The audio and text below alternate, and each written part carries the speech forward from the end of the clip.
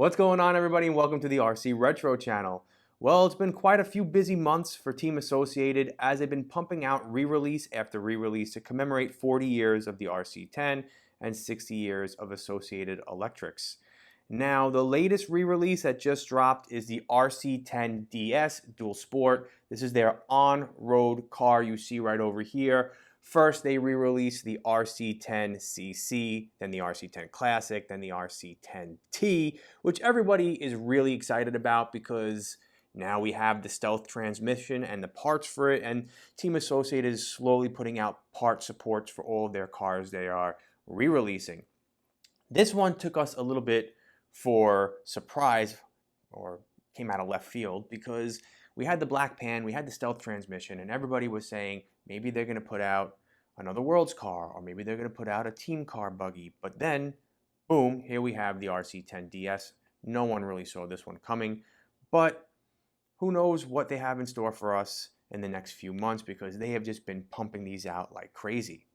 Needless to say, I have started the build already. I am about halfway through the build. I am right up to building the shocks. Still have to put together that awesome stealth transmission, which we're going to take a close look at, fit it with electronics, get the body cut out, all painted up. So we have quite a lot to get to in this episode. So let me get you all caught up to speed. Steps 1 and 2, you are putting your caster block and your inline steering blocks together. And then in step number 3, you're attaching them to your front arms. Next, you're going to take your front bulkhead blocks and mount that to your front shock tower. You're going to take that, your arms with those caster blocks and steering, and mount that to the front nose plate.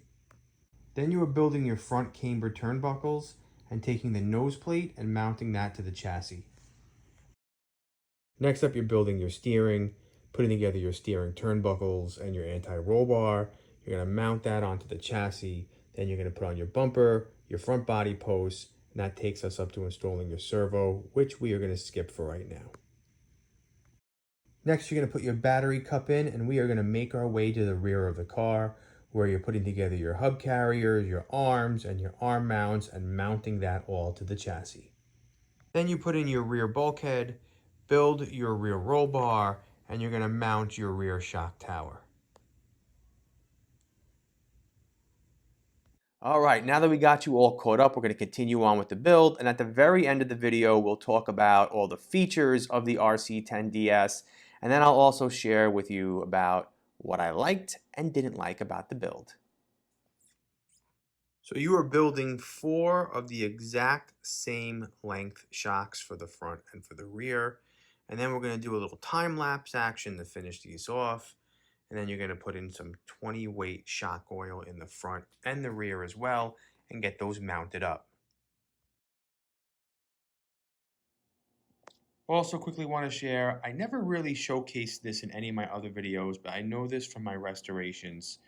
Your outdrives, or even the diff drive rings right here, you want to take a little alcohol and just wipe them down to clean them off. Even though this is new out of the package, that's what came off of it when I just cleaned it. Now it's time to build the stealth transmission, and the first thing we are going to do is build your ball diff. Gotta take your diff thrust bolt and get it in. All right? So this is your diff thrust spring. Throw that in there. And this is your diff thrust nut. Now what I like about this is there is metal on the inside, so you're threading this screw in here through the diff into metal and not into plastic. So that'll hold up a lot better. Put that in there like that. Screw. And as we screw it in, that diff thrust nut is going to start to move down.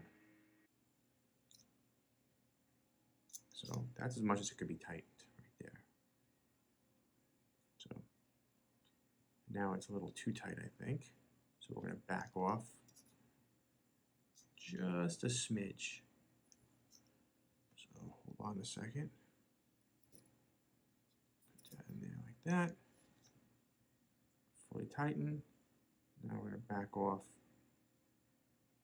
just a little bit. That's a lot smoother now. All right. Cool. I think we're good to go. So here is the stealth transmission case, or one half of it. I already went ahead and put the 3 bearings in there. I'm not going to use the bushings. You're going to put your drive gear through there, and then your idler gear. Eventually your diff will go there. And then you got to take this annoying roll pin and put it into here. But I usually use channel locks, pliers, and in the apartment I'm staying at, because I'm displaced at the moment, I don't have those. So I might have to run all the way back to my house, drive 13 minutes, because I know how long exactly it takes, and get those channel locks to get this in. Right, man. I saved myself a drive.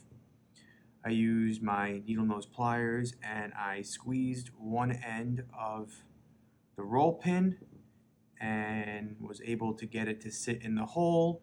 Then looked around for what I can use and was like, hey, why not use these? So just gonna finish off putting it all the way through. And there you have it. Use my shop pliers with the hole down there and the metal part down here to push the roll pin through. See that? All right. Continue on. All right, so there you go. The other half has the ball bearings fitted into it. All right, so I put both halves together. I put the 4 screws through. These motor spacers I put on 1, 2, 3. Here's the 4th one. Put that on. And this is going to eventually screw into the motor plate. Now what's nice is they give you this felt, what do they call it here? Spacer. Just be careful when you punch the felt out. I did the first 2 and then was a little rough with the 3rd one and almost ripped this. So just be careful with that. All right, then that's gonna go on like this over the spacers. So now that we're done building the stealth transmission, we're gonna take it and attach it to the chassis with 4 screws. Then we're gonna add the transmission brace, and this is what we have. And now we're almost done. Next up is the gear cover and the plug, and I like the plug. It's not a hard plastic, it's actually a nice rubber. Next, we're going to mount up the tires. They include foams for the front and the rears.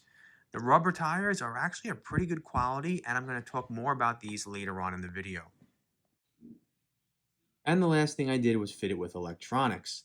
In the front, I have a basic Savox servo, a hobby wing, just stock combo ESC, and 25.5 brushless motor. I know this is not going to be fast, but this is what I had laying around, and I'm just going to use the car just to enjoy and tour around the track. So that's what I'm going with. As for the body, you're probably saying to yourself, this isn't the body that comes with the kit, and you're absolutely right. I'll talk more about this at the end of the video, but for right now, cue the music and enjoy the video montage.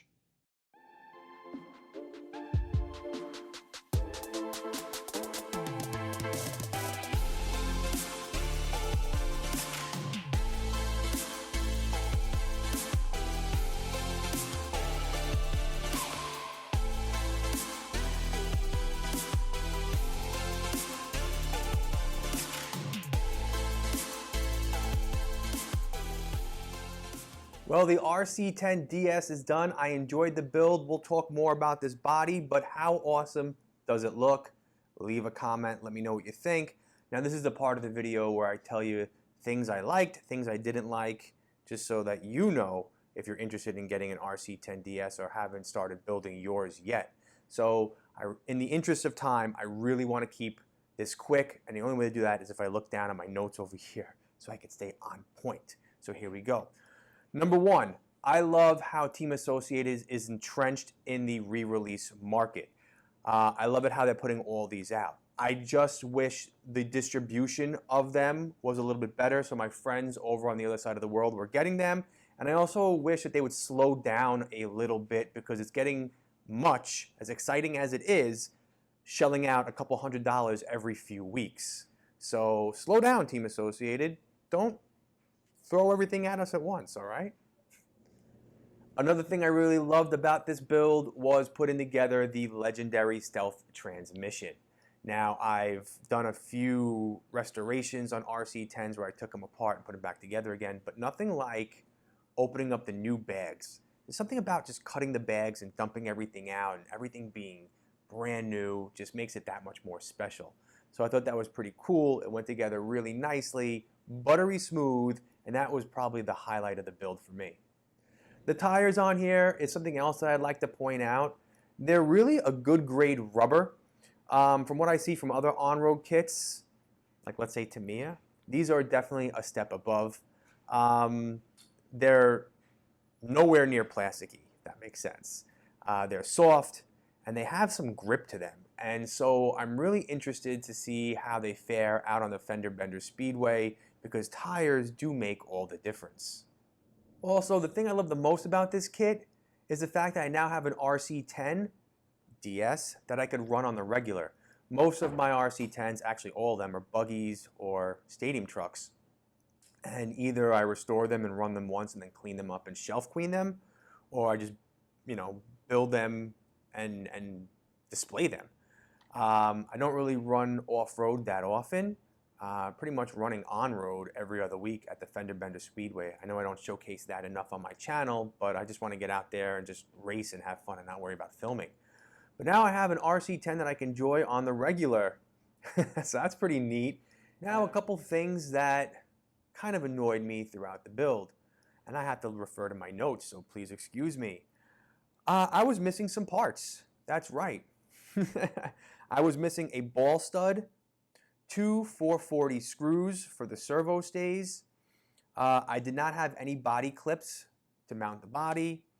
And the 2 3x6 millimeter screws that you use to mount your motor, those were nowhere to be found. So it's not possible that I lost all these screws because I'm working right here on the table. I have cups. I cut the plastic. I dump all the pieces and all the screws right into the cups. They were just non-existent. Don't know where it was. Also, something very annoying, and many of us have shared this online, this came with the metal bushings. You'd think they would give us at least a couple bearings to build the stealth transmission. I know Tamiya does that, where they give you some bearings for the transmission and maybe some bushings for the wheels and the tires.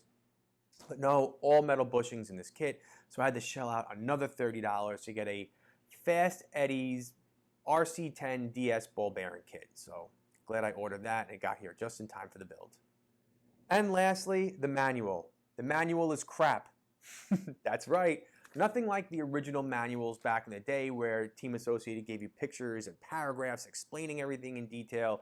They just give you a couple images and expect you to know the ins and the outs. And for the most part, you could put it together, but there are a few things that kind of left me with my, scratching my head.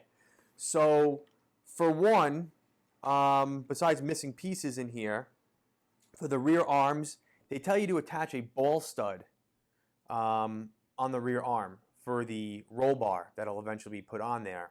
There's 3 holes. They tell you to put the ball stud in the middle hole. Then in the very next image, you see the ball stud on the inner hole or the 3rd hole. And this isn't just a one-time thing. It's 2 or 3 times throughout the manual where the ball stud is going from the middle hole to the inner hole. Which hole is it? So I had to go online and look up the original scan of the RC10DS just to confirm, and the ball stud goes into the middle hole. That is just one example of some of the things that left me scratching my head that were just wrong with this manual. You want another example? Let's see, I got to look through here. I put little post-its on here, and I got that idea from Adam over at Adam's RC Playground. Thank you, Adam. That was a big help when I saw you doing that for the RC10T. I figured I'd do that for this as well. Yeah, let's see. When you put the slipper clutch together, and you put the nut that holds the slipper clutch on, They don't tell you how much to tighten the nut, but I just know from building RC10s, you typically build it where you put the nut on and you do it until the nut is flush with the screw. And then from there you play around with it, but there's no explanation of that in this. So if you're a first time RC10 builder, you're not gonna know how much to tighten the nut for the slipper clutch. Also, the rear turnbuckles say to make them with 6.5 millimeters in between the ball cups. The tires were like this. That's totally incorrect. How many millimeters did I use for mine? I'm not gonna say because I'm really not happy where they are. And I have to keep playing around with that. So I'm it sounds a little messed up. But I'm gonna let you guys figure that out when you're doing your builds, all right? I don't wanna give any of the wrong advice right now. Finally, the body. Looks awesome. I wanted just to talk about this last. In the interest of time, I couldn't paint up, mask, sticker, the kit body. Going away on vacation again, and I wanted to get this video out to all of you. So I had this body, as well as a few other NASCAR bodies that I got in a mega online auction. This came part of a whole lot of RC stuff that I won.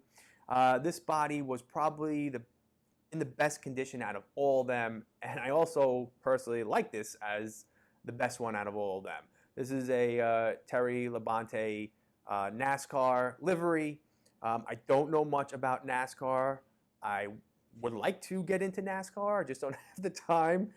You'd think I would be because, you know, I love the NASCAR liveries on here. But I do plan on doing other bodies, one of which, like I mentioned in the unboxing, a mellow yellow. Speaking about bodies, if you're not happy with the kit body, and please forgive me, in my unboxing, I said it was a Trans Am body. I'm sorry, from what people have shared with me, it's a Mustang body. But I'm not really crazy about the body, so I went online and did some research. Sabula Tech and McAllister, two different companies, make bodies for this. As a matter of fact, I'm throwing up an image of all the numbers of the different types of bodies and who makes them. Some bodies fit perfectly right onto the RC10DS, whereas other bodies you are going to need to get the bow-link lowering kit for the front suspension. So I'm putting an image of that on there as well. McAllister makes some bodies. I emailed somebody at McAllister and they got back to me. They said that the street stock bodies would fit onto the RC10DS, and that's what people used back in the day. So that's just some information for all of you. I was thinking about getting one of those bodies, but then I ended up just going into storage and it was like, hey, look at this, I have these NASCAR bodies, maybe I can use one of them, and sure enough this one fits, so pretty cool. Well, that's about it for this video. Hope you enjoyed my overview of the RC10DS. Hope you loved the way mine came out. I hope I could give you some information that maybe you can use towards your build. All right, well, thank you so much for your support, and I'll see you all in my next. Take care now. Let's go, let's go!